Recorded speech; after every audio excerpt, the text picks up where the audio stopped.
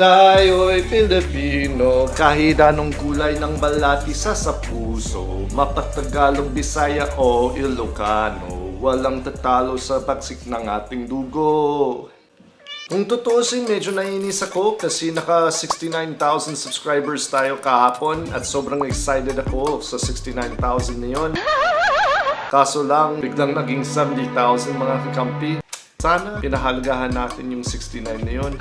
Isang up here. So, nakaroon ng ilang haters si Easy Mill para sa kanta niya, sa lyrics. So, susuriin natin ngayon mga kakampi ang critique na yun at i-critique natin ang critique.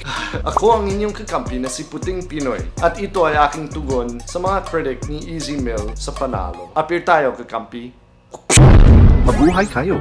Paki-subscribe at sampalin ang kampana.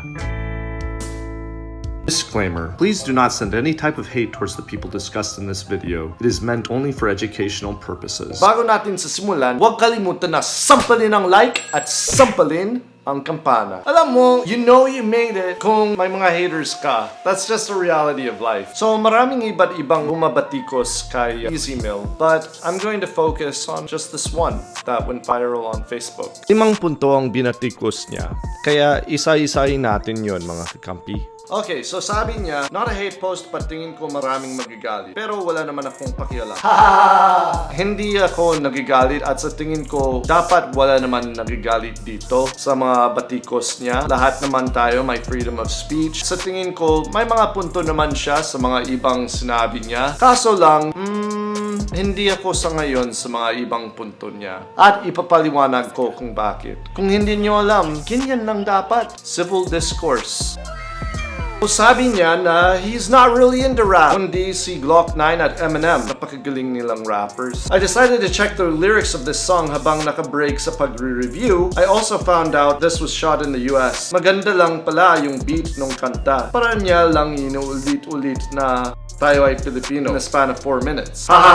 Kung snowflake ka, layas ka na lang sa post na ito. No. Kasasabi ko lang na okay lang ang civil discourse. Yung pagtawag ng snowflake or whatever, medyo paastig ito. And it's this sort of like, oh, kung hindi ka tough, like lumayas ka. Which sa tingin ko is a huge missed opportunity para makaunawaan tayo. Hindi porket may babatiko sa'yo para sa pananaw mo ay snowflake sila. Maari din na may mga punto din sila. So, huwag sana natin sabihin na snowflake para baliwalain ang mga punto ng mga tao. Hindi natin alam kung ano ba ang mga karanasan ng iba. So, the thing that we think is a snowflake type of thing could be real genuine So, punto niya number 1. Typical Pinoy baiting. Again, hindi ko alam na nasa US pala ito. Kala ko sa Pilipinas. But what do I know about the rap scene? Nakikapakinig lang naman ako niyan kapag kainuman ko ang kapatid ko. Ayun na nga, Pinoys are very much hungry for validation, which resulted from 3 rejections mentioned in our history. Rejection from Spain, US, and Japan. Wala naman ni isa sa tatlong yan ang nag-validate sa bansa natin. This will always run in our blood kasi never naman na-recognize ang sovereignty ng bansa natin, kaya uhaw tayo lagi sa attention. Kaya usong-uso ang Proud Pinoy hashtag. Okay, may sasabihin ako. You're talking about the audience. Ang pinag-uusapan mo ay kung bakit gusto ang kanta. Hindi yan kasalanan ni Easy Mill kung may mga tao na uhaw sa attention or validation. Ang kanta niya ay taos puso. Ang kanta niya ay tungkol sa pagpapatunay na isa siyang valid na Pinoy. Pero tatalakay natin yan mamaya. Di nyo alam, kakaganyan nyo, hanggang ngayon ay alipin pa rin tayo ng ganyan ideology. I'm sorry, I can't pronounce. Ideolohiya. Wait. Hanggang ngayon ay hindi malaya ang Pilipinas. Para sa akin, may punto siya dito. Bakit naman kinakailangan may validation galing sa mga banyagat? I mean, okay lang kung natutuwa lang kayo. But for me, why not mas ma-appreciate yung mga tao? Maging ako, involved ako. Yung mga videos ko ay hindi para mahaplos ang mga egos ng mga Pinoy. Kundi para sabihin ang mga bagay na nararamdaman ko or iniisip ko. And ganun din sana para sa mga ibang foreigners na gumagawa ng mga content, hindi yung paka-OA, hindi yung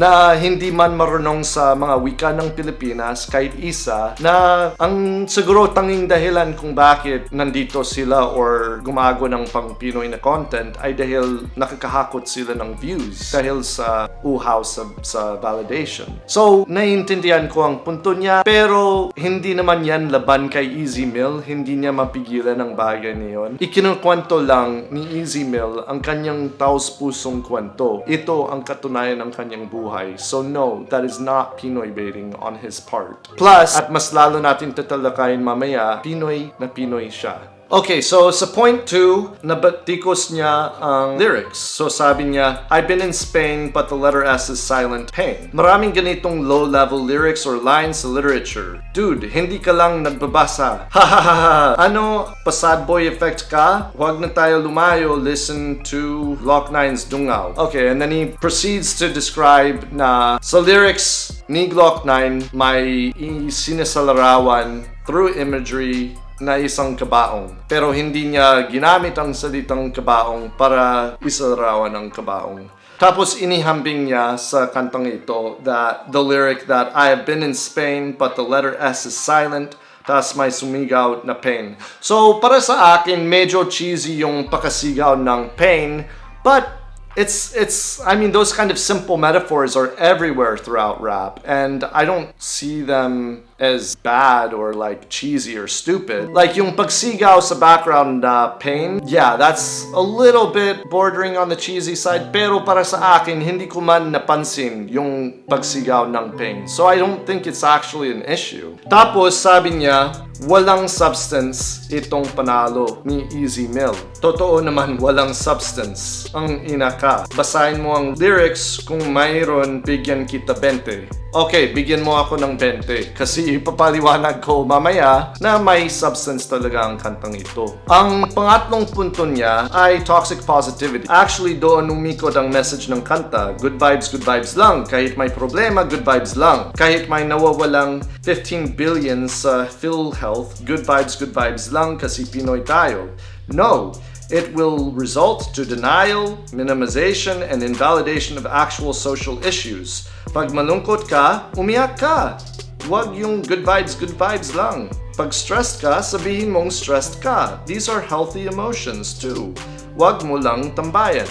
Okay, so sa ngayon ako sa issue na napakalakas ng toxic positivity dito sa Pilipinas. Actually, kahit saan sa mundo, pero lalo dito sa Pilipinas. Pero pagdating sa kantang ito, sa tingin ko, hindi ito isang toxic positivity song. Bakit? Dahil ang lahat ng mga isinasalarawan niya or ikinikwento niya sa kanta ay tungkol sa kanyang pagiging outsider. Tungkol sa kanyang pagnanais na patunayan na kabilang siya bilang Pinoy. Para sa akin, malalim ito kasi contrast niya yung ibig sabihin ng huwag pag-usapan ng mga problema, tapos siya mismo marami siyang tinatalakay na mga problema. So I think yung punto niya is maghanap sana tayo ng solution at huwag sana tayo maging divided. Yan siguro ang mas punto niya in that context sa hook. Pag pinagsuri natin ang kabuuan ng kantang ito, ang mensahe ay hindi talaga toxic positivity. Ang mensahe na ito ay kanyang kwento tungkol sa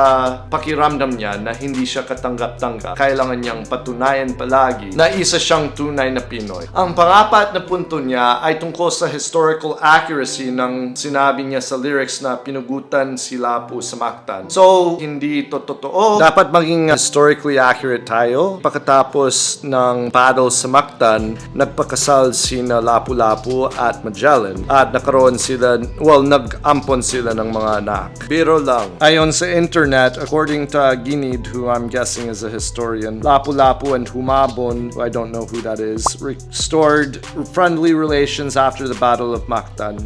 Lapu-Lapu later decided to return to Borneo with 11 of his children, 3 of his wives, and 17 of his men.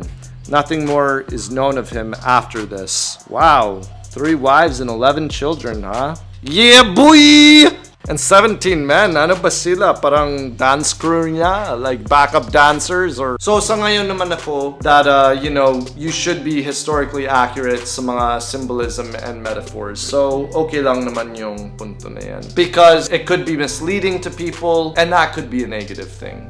At ang huling punto niya ay Di raw makakadanas ng discrimination si Easy Mill dahil tisoy siya. And being tisoy is desirable dito sa Pilipinas. Ever since bata ako, I've been kinda discriminated in my own home country. Akala ko na ayaw ng critic na ito ang toxic positivity. Pero hindi ba siya nagiging toxically positive? Kasi dismissive na siya eh. Dismissive siya ng kwento ni Easy Mill. Hindi niya alam yung karanasan niya. ang ina. Sa ngayon ako na being white or tisoy it's the ideal dito sa Pilipinas. And that's its own problematic thing that needs to be addressed. Pero Ang issue dito ay na-discriminate nga si Easy Mill. Ito nga ang kwento niya, hindi sa iyo, hindi sa iba. Ganyan nga ang naging karanasan niya. Kakaiba siya sa mata ng mga ibang Pinoy dahil tisoy siya. Ibig sabihin, may mga ibang bagay kung saan tagalabas lang siya. The issue is people thinking he's a certain way just because of what he looks like. Or dahil sa puti ang ina niya. Either way, nakikasakit na sabihan na hindi ka tunay na Pinoy. Kahit Pinoy na Pinoy siya, yan ang pinakapunto dito. tayo'y Pilipino, kahit anong kulay ng balat isa sa puso, mapatagalog, Bisaya o Ilocano, walang tatalo sa bagsik ng ating dugo. So, ano sa tingin nyo mga kakampi? Napatunayan ko ba na makabuluhan ang kantong ito? Sige Aldwin, hintayin ko ang 20 ko ha.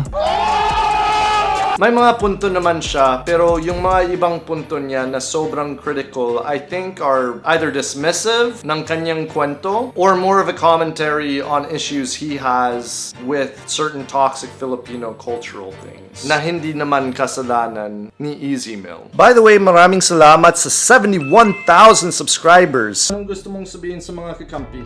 Mahal ko ang lahat ng mga kakampi na nanatili dito para makita ang cuteness ko. Maraming salamat sa pagsubaybay kay Naitay. Huwag kalimutan na sampalin ang like at sampalin ang kampana. Oh, medyo mahirap ito. Yun!